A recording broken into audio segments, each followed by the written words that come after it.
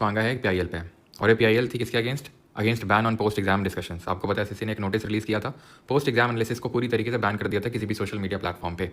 और यहाँ तक कि तो इनिशियली उसने डाउनलोड का ऑप्शन तक नहीं दिया था कैंडिडेट के लिए कि अपनी आंसर की को डाउनलोड कर सके, लेकिन उसके बाद उसने बोला कि नहीं, डाउनलोड करके एंड स्टोर कर सकते हो भी आंसर की, उसमें कोई प्रॉब्लम नहीं है। लेकिन जो पोस्ट एग्जाम एनालिसिस है उस पर अभी भी उसने क्लियरली कुछ बोला नहीं है कि भाई वो पोस्ट एग्जाम एनालिसिस हो सकता है नहीं हो सकता, क्योंकि पहले उसने यही नोटिस रिलीज किया था कि ये पूरी तरीके से बैन है, और अगर कोई भी ये करता पाया गया तो उस पर फाइन के आप डिफरेंट जो है वहाँ पर रूल्स निकाल रखे थे, 1,50,00,000 इस तरीके से निकाल रखे थे।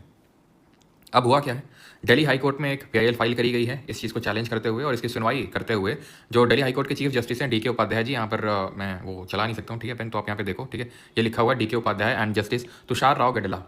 ठीक है। इन्होंने रिस्पॉन्स मांगा है, response of union of India through department of personnel and training and SSC,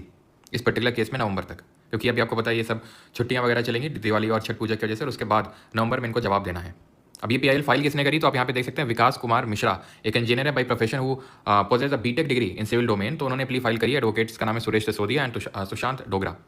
अब यहाँ पे बहुत ही टू द पॉइंट, जिसको बोलते हैं hit the nail on the head, वो बात कही है दिल्ली हाई कोर्ट ने, एंड दैट इज ये देखो आप यहाँ पे अगर आप देख पा रहे हो बीच में ये चीज़, प्लीज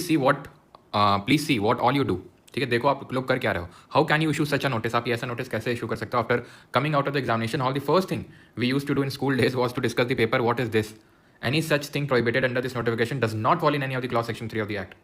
यही तो जब नोटिस आया था तब मैंने भी जब वीडियो बनाई थी तो ये सेम चीज़ ही रखी थी, और कोई भी लॉजिकल बंदा ये रखेगा भाई क्लॉज 3 तो सेक्शन 3 ऑफ दिस जो एक्ट है आपका prevention of unfair means act, ठीक है, public examination prevention of unfair means act of 2024,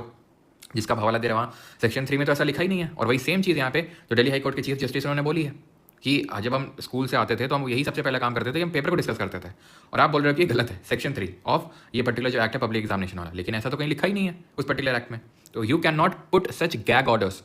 ठीक है, इस तरीके के मन मर्जी के ऑर्डर्स आप पास नहीं कर सकते हैं। What is that, you can not discuss question paper, the जज एडेड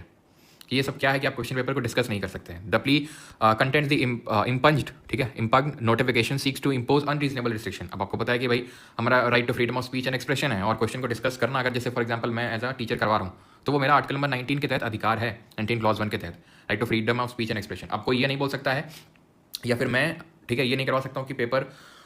होने से पहले ही मैंने पेपर लीक कर दिया या फिर करवा दिया यहाँ पर, और मैं बोलूँ ये तो मेरा right to freedom of speech and expression है। बिल्कुल नहीं है, यहाँ पे रीजनेबल रिस्ट्रिक्शन लगेगा, यहाँ पे रीजनेबल रिस्ट्रिक्शन लगेगा जो आर्टिकल नंबर 19 की क्लॉज 2 और बाकी जो क्लॉज 3-4 है उनमें मेंशन्ड है।